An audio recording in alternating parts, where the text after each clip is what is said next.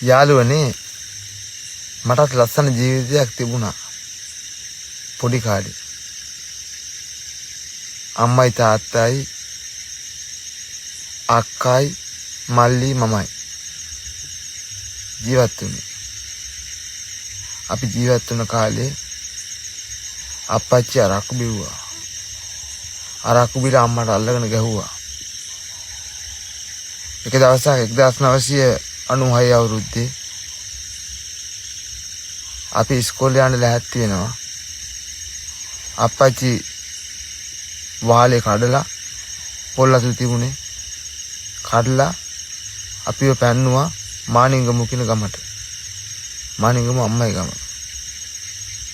ඒ ගමේ අපි ටික කාලයක් ඉඳලා සම්මිටගම ඉස්කෝලේ ගියා. ඒ කාලේ අප්පච්චි එහෙත් ඇවිල්ලා අපට කරදර කරා. ගෙවල් ගෙනි තිබ්බා. 1999 ජනවාරි 1 වෙනිදා වෙද්දී අපි හිටියේ කජු ගහක් යට. අක්කයි මමයි මල්ලි අම්මයි අපි කට්ටිය. අක්කර 200ක් විතර ලොකු කැලෑවක මනුස්ස කටහඬක්වත් නැති පරිසරයක අපි ජීවත් වුණා ගෙයක් හදාගෙන. ඒකේ ඉද්දි තමයි මගේ අක්කා නැති වුණේ ඉකල ලෙක් කාලා.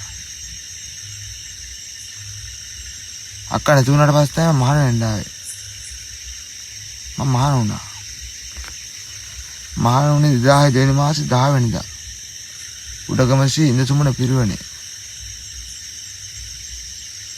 එතනින් පස්සේ මේ 2000 දෙවෙනි මාසේ 20 අප්පච්චිට පොළව ගෑවා. 25 අප්පච්චි නැති වුණා. මට බලන්න යන්න දෙයක් නැහැ, අවසර දුන්නේ නැහැ. නායක හමුදුරුවෝ. ගෑන් ආදාන කරන්න තියන්න ගයක් තිබුණේ නැහැ. ලියුම අනිත් පැත්ත ලියලා දුන්නා. ඒ ආදාන කරන්න කියලා. එහෙම කියලා අම්මා මාත් කිව්වා. ඉතින් යාළුවනේ අපිත් පාසල් ගිය අවදියේ අක්කා අපි දෙන්න ඉස්සර කරගෙන ගිය විදිය අදට මතක් වෙනවා. අක්කා වගේ ගෑනු ළමයි මම තාම කොහෙන්වත් දැකලා නැහැ. ඉතින් ඒ වගේ අතීතයක් මට තිබුණා. ඒ ගැනත් මම අපේ යාළුවන්ට මතක් කරනවා. අප්පච්චිගේ ජීවිතය ගත්තාම අප්පච්චි අරක්කු බිව්වා. කනට කම්බිද යනවා එල්ලි අරක්කු බීලා. ඒ වගේම අපේ ගෙවල් වලට ගෙන තිබ්බා. අපි දැන් ඔය ඉන්නේ මං හිතන විදියට 11 වෙනි ගෙදර. ගෙවල් 9කටම ගෙන තිබ්බා. ගෙවල් දෙකක් හෝ තුනක් කැඩුවා. ඉතින් එතකොට එහෙම ඉඳලා තමයි අප්පච්චි නැති උනේ. පොළගේ අල්ලන්න ගිහින් කාලා කියලා තමයි ආරංචි තිබුණේ.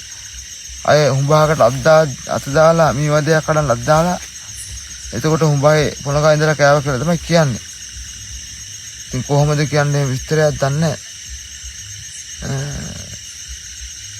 නමුත් ඔන්නෝම තමයි මගේ ජීවිතයේ කොටසක් තමයි මම ඔයාලට අද පැහැදිලි කරේ.